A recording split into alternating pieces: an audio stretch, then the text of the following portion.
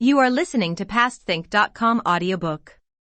Please like and subscribe, thank you. 54. Dharma Nature, going west, reaches the women's state. Mind Monkey makes a plan to flee the fair sex. We tell you now about Tripitaka and his disciples, who left the household at the village and followed the road westward. In less than 40 miles, they arrived at the state border of western Liang. Pointing ahead as he rode along, the Tang monk said, "Wu Cheng'en, we are approaching a city, and from the noise and hubbub coming from the markets, I suppose it must be the women's state. All of you must take care to behave properly. Keep your desires under control, and don't let them violate the teachings of our gate of law." Hearing this, the 3 disciples obeyed the strict admonition. Soon they reached the head of the street that opened to the eastern gate. The people there, with long skirts and short blouses, powdered faces and oily heads, were all women regardless of whether they were young or old. Many of them were doing business on the streets, and when they saw the 4 of them walking by, they all clapped their hands in acclaim and laughed aloud, crying happily, "Human seeds are coming! Human seeds are coming!" One Tripitaka was so startled that he reined in his horse. All at once the street was blocked, completely filled with women, and all you could hear were laughter and chatter. 8 Rules began to holler wildly, "I'm a pig for sale! I'm a pig for sale!" "Idiot," said Pilgrim, "stop this nonsense. Bring out your old features, that's all." Indeed, 8 Rules shook his head a couple of times and stuck up his 2 rush-leaf fan ears. Then he wriggled his lips like 2 hanging lotus roots and gave a yell, so frightening those women that they all fell and stumbled. We have a testimonial poem, and it says, "The sage monk, seeking Buddha, reached western Liang. A land full of females, but without one male. Farmers, scholars, workers, and those in trade. The fishers and plowers were women all. Maidens lined the streets, crying human seeds. Young girls filled the roads to greet the comely men. If Wu Cheng'en did not show his ugly face, the siege by the fair sex would be pain indeed." In this way, the people became frightened and none dared go forward. Everyone was rubbing her hands and squatting down. They shook their heads, bit their fingers, and crowded both sides of the street, trembling all over but still eager to stare at the Tang monk. The great sage Sun had to display his hideous face in order to open up the road, while Sha monk, too, played monster to keep order. Leading the horse, 8 Rules stuck out his snout and waved his ears. As the whole entourage proceeded, the pilgrims discovered that the houses in the city were built in orderly rows while the shops had lavish displays. There were merchants selling rice and salt, there were wine and tea houses. All bell and drum towers with goods piled high. Bannered kiosks and hostels with screens hung low. As master and disciples followed the street through its several turns, they came upon a woman official standing in the street and crying, "Visitors from afar should not enter the city gate without permission. Please go to the post house and enter your names on the register. Allow this humble official to announce you to the throne. After your rescript is certified, you will be permitted to pass through." Hearing this, Tripitaka dismounted. Then he saw a horizontal plaque hung over the gate of an official mansion nearby, and on the plaque were the 3 words, "Male Reception Post House." "Wu Cheng'en," said the elder, "what that family in the village said is true. There is indeed a male reception post house." "Second elder brother," said Sha monk, laughing, "go and show yourself at the pregnancy reflection stream, and see if there's a double reflection." 8 Rules replied, "Don't play with me. Since I drank that cup of water from the abortion stream, the pregnancy has been dissolved. Why should I show myself?" Turning around, Tripitaka said to him, "Wu Cheng'en, be careful with your words." He then went forward to greet the woman official, who led them inside the post house. After they took their seats in the main hall, the official asked for tea to be served. All the servants working here combed their hair into 3 braids, and their garments were worn in 2 sections. Look at them. Even those serving tea were tittering. In a moment, they finished tea, and the official rose and asked, "Where did the visitors come from?" Pilgrim replied, "We are people from the land of the East, sent by imperial commission of the great Tang Emperor to worship Buddha in the Western Heaven and to seek scriptures. My master, the royal brother of the Tang Emperor, bears the title of Tripitaka Tang. I'm son Wukong, his eldest disciple, and these two, Zhu Wuaning and Sha Wujing, are my brothers. There are 5 of us altogether, including the horse. We have with us a travel rescript, and we beg you to certify it so that we may pass through. After the woman official wrote this in the register with a brush, she came forward to kowtow, saying, "Venerable fathers, please pardon me. This humble official is the clerk at the mail reception post house. I did not know that such dignitaries from a noble nation were on their way, and therefore I did not go to a distance to meet you." After she kowtowed, she rose and immediately gave an order to the housekeeper to prepare food and drink. "Let the venerable fathers sit here for a while," she said, "and this humble official will enter the capital to present a memorial to our ruler. We will certify your rescript and use our seals, so that you can be sent on your way to the west." Delighted, Tripitaka sat down, and we shall leave him for the moment. We tell you now about that clerk of the post house, who, after she had put on the proper attire, went to the 5 Phoenix Tower inside the capital, and said to the custodian of the Yellow Gate, "I'm the clerk of the mail reception post house, and I must have an audience with the throne." The Yellow Gate at once presented the memorial, and the clerk was summoned up to the main palace hall. The queen asked, "Why does the clerk of the post house wish to see us?" "Your humble subject," said the clerk, "has just received in the post house Tripitaka Tang, the royal brother of the great Tang Emperor in the land of the East. He has 3 disciples by the names of Sun Wukong, Zhu Wuaning, and Sha Wujing. There are altogether 5 of them, including a horse. They are on their way to seek scriptures from the Buddha in the Western Heaven. I have come especially to report this to my queen, and to ask whether they may have their travel rescript certified, and the permission to pass through." When the queen heard this report, she was filled with delight. "Last night," she said to the civil and military officials, "we dreamed that luminous hues grew from the screens of gold. Refulgent rays spread from the mirrors of jade. That had to be a good omen for today." "Mistress," said the women officials in unison as they prostrated themselves before the vermilion steps, "how could you tell that it was a good omen?" The queen said, "This man from the land of the East is a royal brother of the Tang court. In our country, the rulers of various generations, since the time when chaos divided, had never seen a man come here. Now the royal brother of the Tang Emperor has arrived, and he must be a gift from heaven. We will use the wealth of an entire nation to ask this royal brother to be king. We are willing to be his queen. Such a sexual union will produce children and grandchildren, and the perpetuity of our kingdom will be assured. When you consider this, is not our dream a good omen?" The women officials all kowtowed to express their delight and acclaim. Then the clerk of the post house said, "What our mistress has proposed is good for extending the familial line to 10,000 generations. But those 3 disciples of the royal brother are savage men, their appearances are most unsightly. According to what you have seen, worthy subject, how does that royal brother look?" asked the queen. "And how do his disciples look?" "The royal brother," said the clerk, "has features most dignified and handsome, truly befitting a man who belongs to the heavenly court of a noble nation, the China of South Jambudvipa. His 3 disciples, however, have such savage looks that they appear to be spirits." "In that case," said the queen, "let us provide his disciples with some supplies and certify the travel rescript for them. We shall send them off to the Western Heaven, and only the royal brother will remain here. Anything wrong with that?" Again the officials bowed to say, "The words of our mistress are most appropriate, and your subjects obey your instruction. The affair of marriage, however, requires a matchmaker, for as the ancients have declared, the marriage contract depends on red leaves too. A couple's joined by the moonman's scarlet threads. 3. We shall follow the counsel of our subjects," replied the queen. "Let the present grand preceptor serve as our marriage go-between, and the clerk of the mail reception post house as the one who officiates the ceremony. Let them go first to the post house to propose to the royal brother.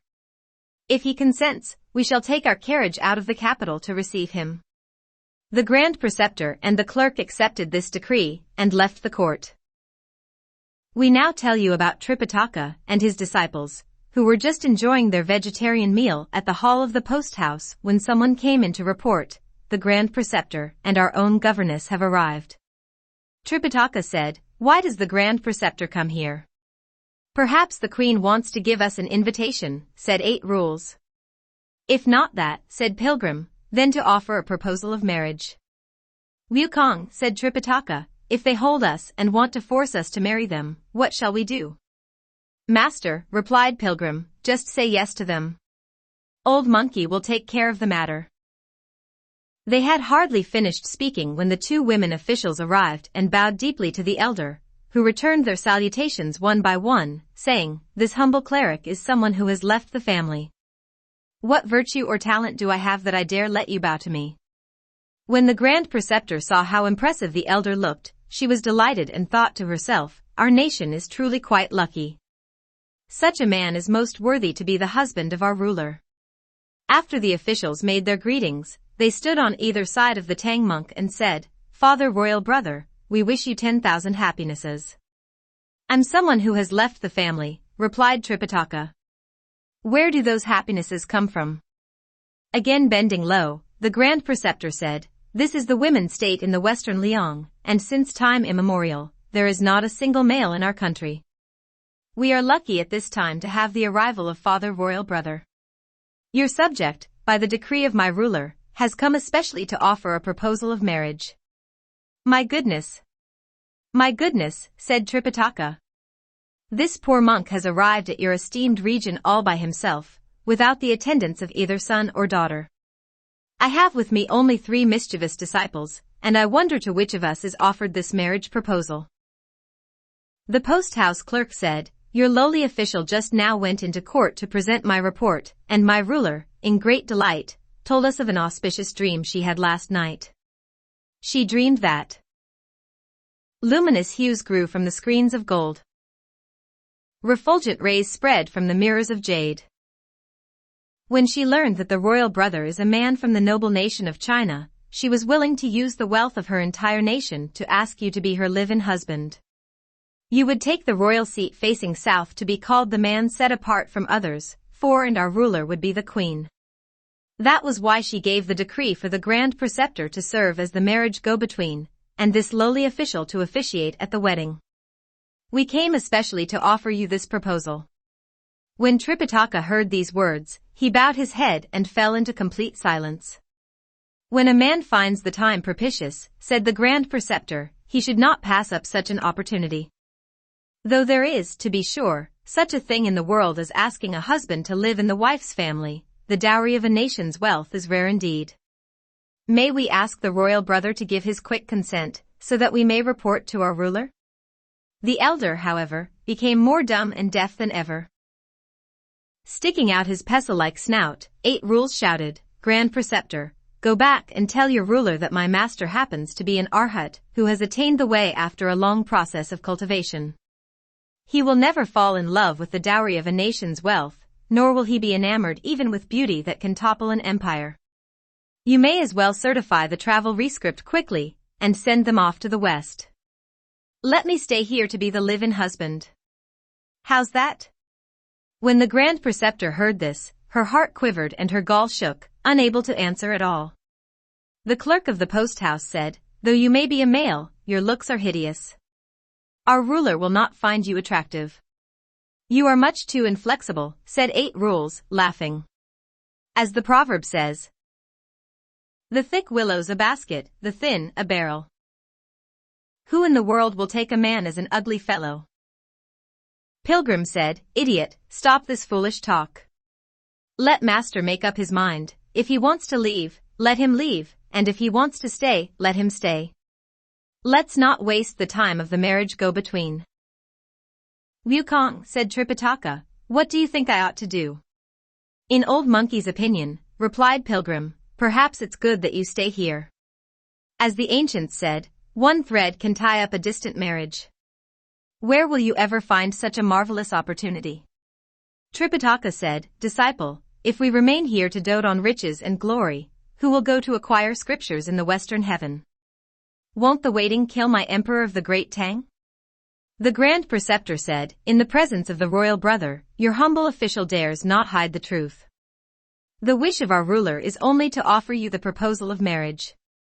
After your disciples have attended the wedding banquet, provisions will be given them, and the travel rescript will be certified, so that they may proceed to the western heaven to acquire the scriptures. What the Grand Preceptor said is most reasonable, said Pilgrim, and we need not be difficult about this. We are willing to let our master remain here to become the husband of your mistress. Certify our rescript quickly, and send us off to the west. When we have acquired the scriptures, we will return here to visit father and mother and ask for travel expenses so that we may go back to the great Tang. Both the Grand Preceptor and the clerk of the post house bowed to Pilgrim as they said, we thank this teacher for his kind assistance in concluding this marriage. 8 Rules said, Grand Preceptor, don't use only your mouth to set the table. Since we have given our consent, tell your mistress to prepare us a banquet first.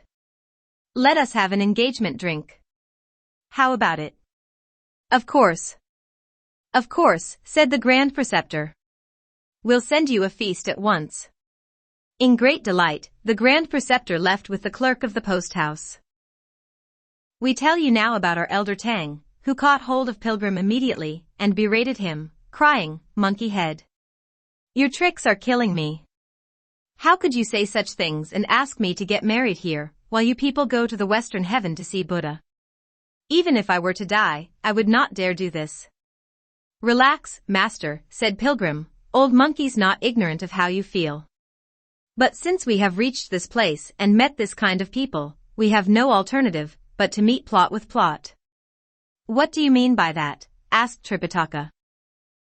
Pilgrim said, if you persist in refusing them, they will not certify our travel rescript nor will they permit us to pass through.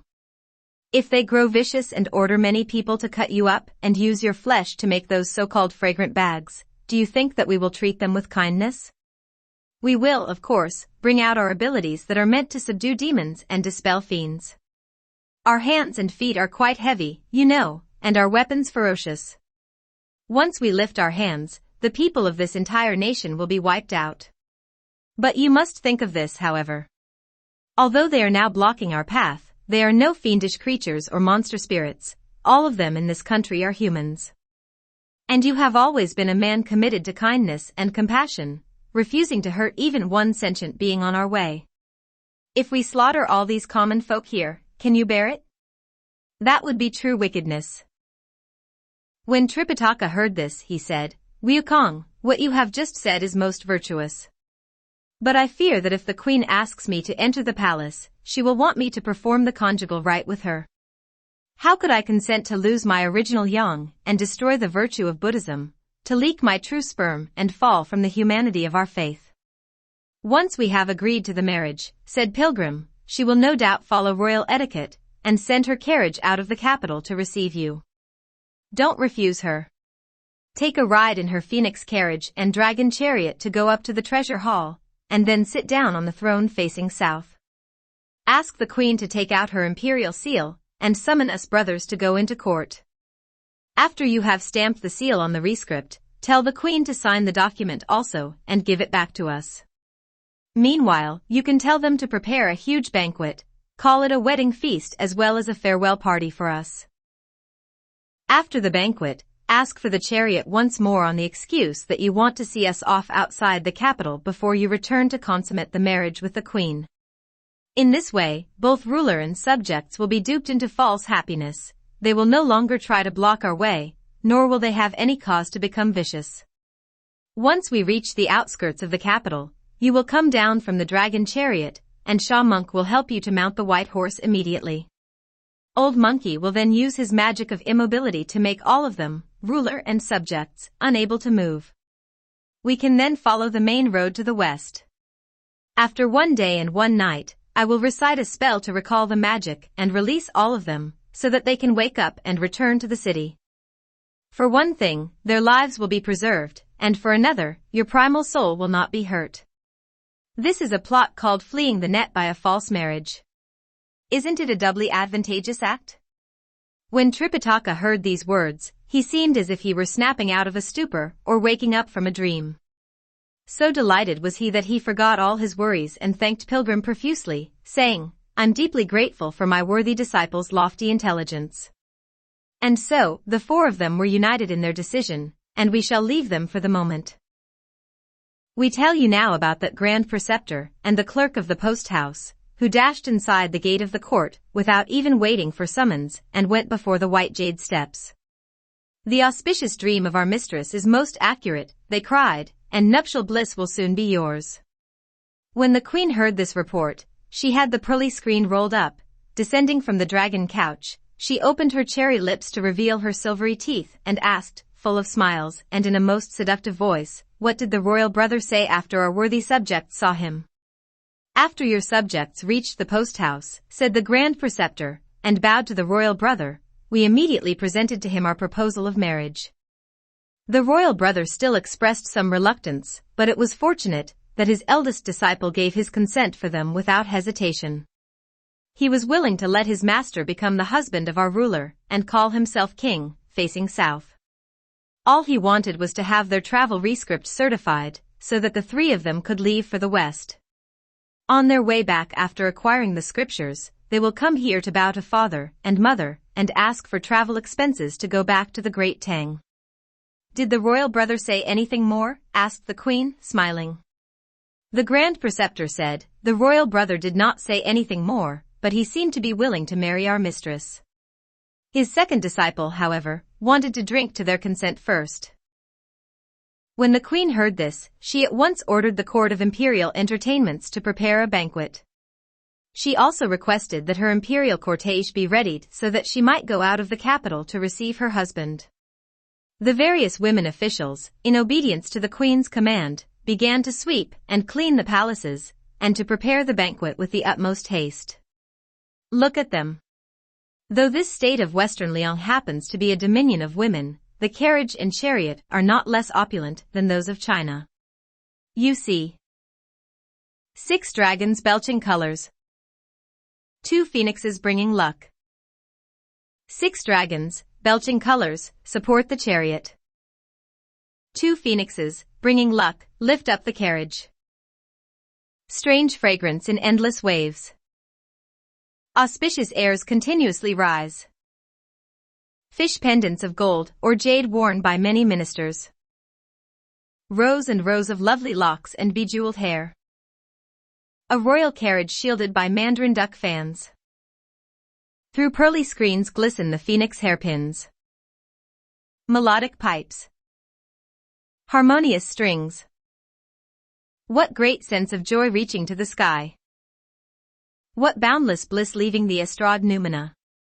5. 3-layered canopies wave above the royal house. 5 colored banners light up the imperial steps. This land has ne'er seen the nuptial cup exchanged.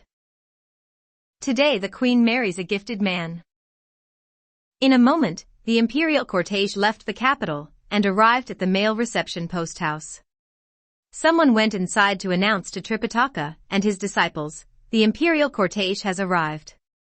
On hearing this, Tripitaka straightened out his clothes and left the main hall with the 3 disciples to meet the carriage. As the queen rolled up the screen to descend from the carriage, she asked, "Which is the royal brother of the Tang court?" Pointing with her ringer, the grand preceptor said, "The one in a clerical robe standing behind the incense table outside the post house gate."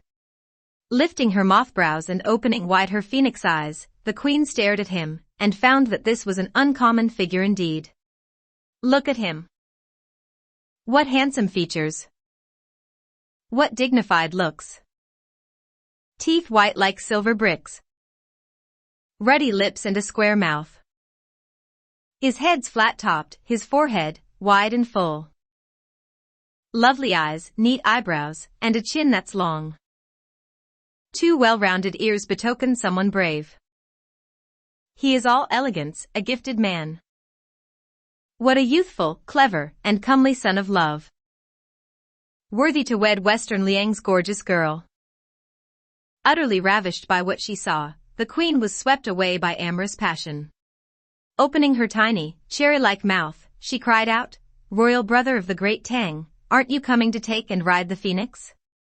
When Tripitaka heard these words, his ears turned red and his face, scarlet, filled with embarrassment, he dared not lift his head at all. On one side, however, Zhu 8 Rules stuck up his snout and stared with glassy eyes at the queen, who was quite beguiling herself. Truly she had brows like kingfisher hair, and flesh like mud on jade. Peach petals bedeck her face. Her bun piles gold phoenix hair. Her eyes cool, liquid gaze, such seductive charm. Her hands young, tender shoots, such dainty form. Colors flutter from a red sash hung aslant. Bright gleams flash forth from jade and pearl pinned high. Don't speak of the beauty of Zhao Jun. She indeed surpasses even Shishir. 6. The willow waist bends slightly to gold pendant sounds. The light, lotus steps move the jade-like limbs. The lunar goddess cannot come up to her. Nor can the maids of heaven compare with her. Her fair, palace style's not of a worldly school. She's like Queen Mother from Jasper Pool. As our idiot gazed at this pleasing figure, he could not restrain the saliva from drooling out of his mouth, and the deer pounding at his heart.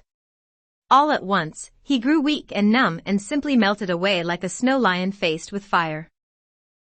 The queen went forward and caught hold of Tripitaka. In a most seductive voice, she said, "Royal brother darling, please ascend the dragon chariot so that we may go to the treasure hall of golden chimes and become husband and wife." Shaking so hard that he could barely stand up, our elder behaved as if he were drunk or mesmerized. Pilgrim on one side whispered to him, "Master, don't be too modest. Please get in the carriage with our mistress. Go and have our rescript certified quickly so that we may proceed to fetch the scriptures." The elder did not dare reply. He tugged at Pilgrim a couple of times, and he could no longer stop the tears from falling down. "Master, you must not be distressed," said Pilgrim. "Look at all these riches. If you don't enjoy them now, when are you going to do it?" Tripitaka had little alternative but to acquiesce. Wiping away his tears, he forced himself to appear happy, and joined the queen as they, holding hands together, rode the dragon carriage. In great delight the queen wanted to get married. In great fear the elder wished only to worship Buddha. One desired amorous play in the bridal chamber. One sought to see the world-honored one at Mount Spirit. The queen was sincere. The monk pretended. The queen was sincere, hoping to reach old age in harmony. The monk pretended, guarding his feelings to nurse his primal spirit. One was so glad to see a man that she would couple with him in broad daylight. One dreaded to meet a woman and thought only to flee and go to thunderclap. The two mounted jointly the chariot. Who knew Tang monk was of another mind? When those civil and military officials saw that their ruler and the Tang monk had ascended the phoenix carriage and sat side by side together, every one of them beamed with pleasure. The entire entourage turned around and went back into the capital. Meanwhile, the great sage Sun told Sha monk to pull the luggage and lead the white horse to follow the imperial cortege. Zhu 8 Rules, however, scurried ahead and ran madly up to the Tower of 5 Phoenixes first, shouting all the while, "What comfort! What an opportunity! But this can't be done until we have drunk the wedding wine and presented ourselves to the kinfolk first." Those officials who were attending the cortege were so terrified that they went to the chariot and said, "My lady, that monk who has a long snout and huge ears is shouting in front of the 5 Phoenix Towers for wedding wine to drink." When the queen heard this, she leaned her fragrant shoulder over to the elder and put her peach-like cheeks up to his face. Opening her scented mouth, she said softly, "Royal brother darling, which disciple of yours is that one with a long snout and huge ears?" "He's my second disciple," said Tripitaka, "and he has a huge appetite. In fact, he loves to indulge his mouth throughout his life." He must be given some food and drink first before we can proceed with our business. The queen asked hurriedly, has the court of imperial entertainments finished preparing the banquet? It has, reported one of the officials. There are both meat and vegetarian dishes set up in the East Hall. Why both? Asked the queen again. We fear that the royal brother of the Tang court, said the official, and his disciples are accustomed to keeping a vegetarian diet. That is why we have both meat and vegetarian dishes. Full of smiles, the queen again snuggled close to the elder and said, Royal brother darling, do you eat meat, or are you keeping a vegetarian diet? Tripitaka said, this humble priest observes a vegetarian diet, but my disciples have not abstained from wine. My second disciple would like very much to have a few cups of dietary wine. They had not finished speaking when the Grand Preceptor approached them and said, Please go to the East Hall 7 to attend the banquet. Today is an auspicious day, and your majesty can marry the venerable royal brother. Tomorrow heaven will reveal the yellow road, 8, and we shall invite the venerable royal brother to ascend the treasure hall and face south. He can then designate the name of his reign and assume the throne. Highly pleased, the queen held hands with the elder to descend from the dragon chariot and enter the main palace gate. They were met by music divine, wind wafted from the towers. As the jade carriage moved through palace gates, phoenix doors flung wide to bright flares of light. The palace now opened with rows of brocade. The unicorn hall was draped o'er by incense smoke.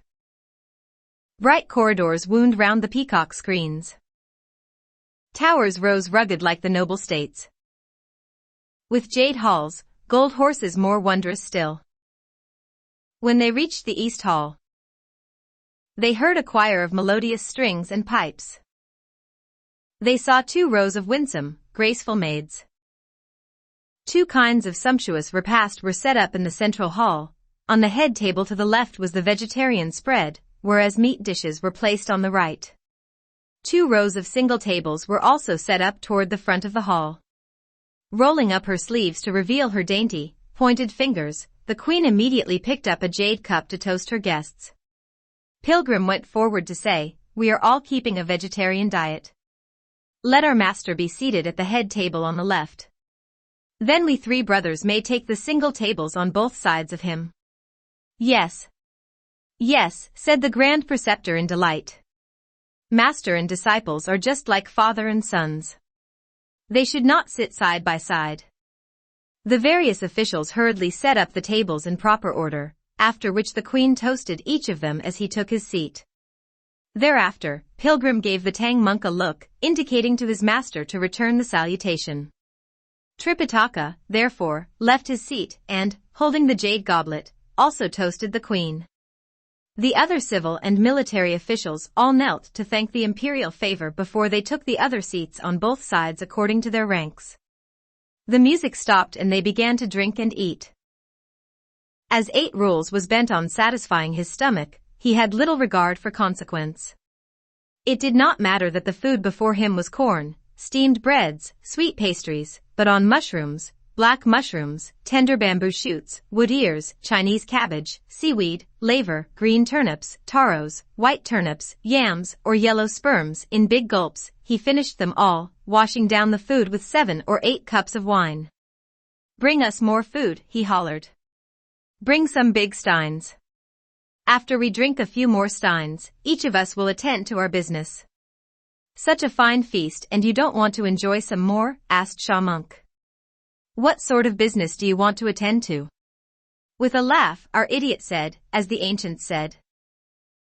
Let the bow maker make his bow. The arrow maker his arrow. At this time, those of us who want to take a wife may take a wife, and those of us who want to marry a husband may marry a husband. Those who want to acquire scriptures need to be on their way to acquire scriptures. We can't let the coveted cup delay our affairs. Let's have our rescript certified quickly. As the saying goes, if the general does not dismount, every man will go his own way. When the queen heard this, she asked for big cups, and the attendants quickly took out several parrot cups, cormorant-shaped ladles, gold beakers, silver chalices, glass goblets, crystal basins, penglai bowls, and amber steins. They filled these with the mellowest of wines, and all of the disciples drank around.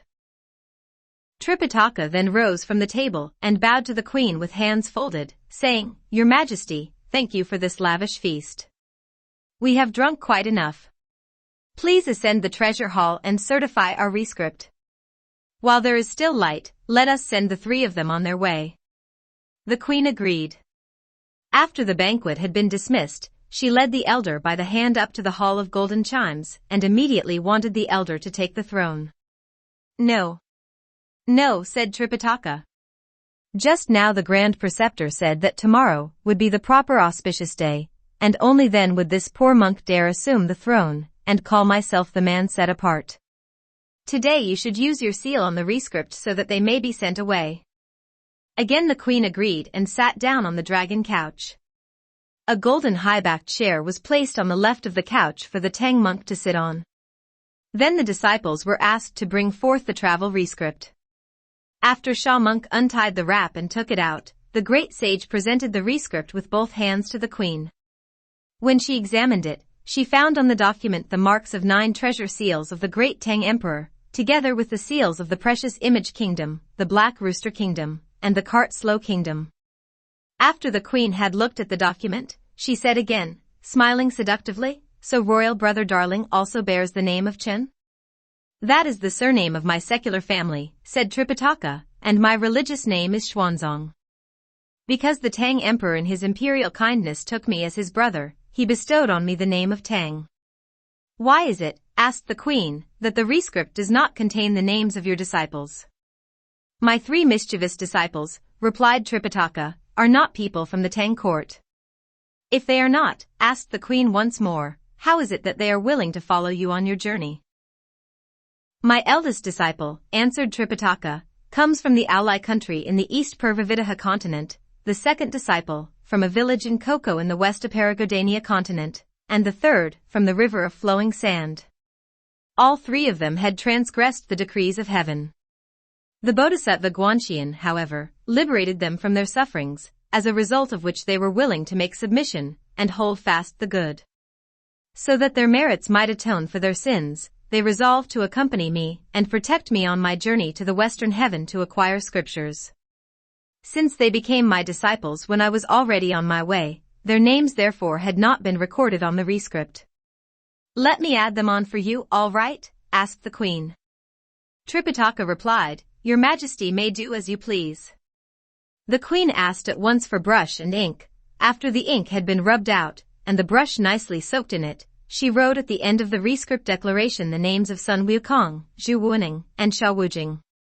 Then she took out her imperial seal, with which she neatly stamped the rescript before she signed her own name.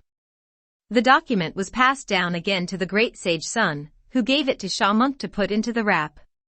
Picking up a tray of small pieces of gold and silver, the queen left the dragon couch to hand it to Pilgrim, saying, "Take this, the 3 of you, as travel money, and may you reach the western heaven at an early date. When you return after you have acquired the scriptures, we shall have greater rewards for you." Pilgrim said, "We are those who have left the family, and we cannot accept gold or silver.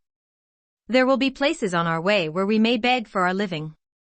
When the queen saw that he refused, she took out 10 bales of silk brocade, and said to Pilgrim, "Since you are rushing away, there's no time for measurement or sewing. Take this and have some clothes made on the way to protect you from the cold." "Those who have left the family," said Pilgrim, "are not permitted to wear silk brocade. We have cloth garments to cover our bodies."